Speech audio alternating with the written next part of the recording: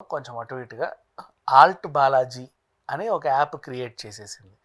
దాని మీద వచ్చే వెబ్ సిరీస్లు ఎంత దారుణం అంటే ఇంకా చెప్పలేమన్నమాట.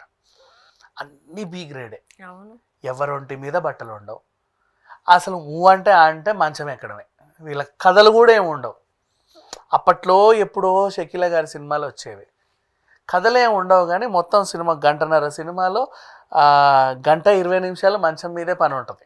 ఓ 10 నిమిషాలు ఏదో గేటు తీసి లోపల రావడం, ఓ 2 మాటలు మాట్లాడడం, హారర్ జోడించి కాస్త రొమాంటిక్ గా ఉంటాయి అవి.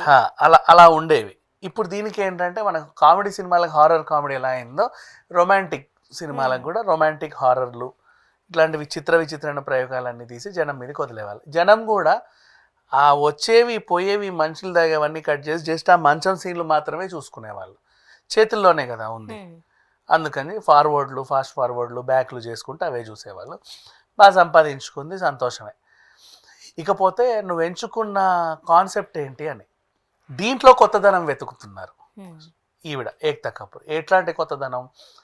పక్కింటి కుర్రాడు పక్కింటి అమ్మాయి అనుకోకుండా ఒకరినొకరు కిటికీలోకి వెళ్ళి చూసుకొని సెడ్యూస్ అయిపోయి వాళ్ళు శృంగారం చేసుకోవడం ఒక సినిమా.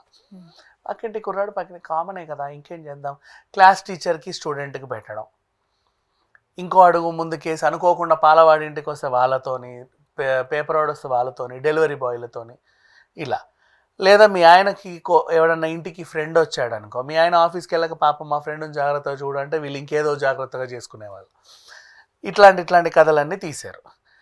ఇంకో అడుగు ముందు కేసు ఈవిడ అంటే అనకూడదు, అడవులలో అక్కడ ఇక్కడ కూడా అటు తిరగడం ఇటు తిరగడం ఇవన్నీ క్రియేటివిటీ అనుకుంది.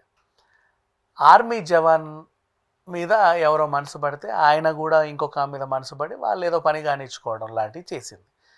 ఆ వెబ్ సిరీస్లో ముక్క ఎవడో కట్ చేసి ఆన్లైన్ సోషల్ మీడియాలో వేసి వాట్ ఈస్ దిస్ అని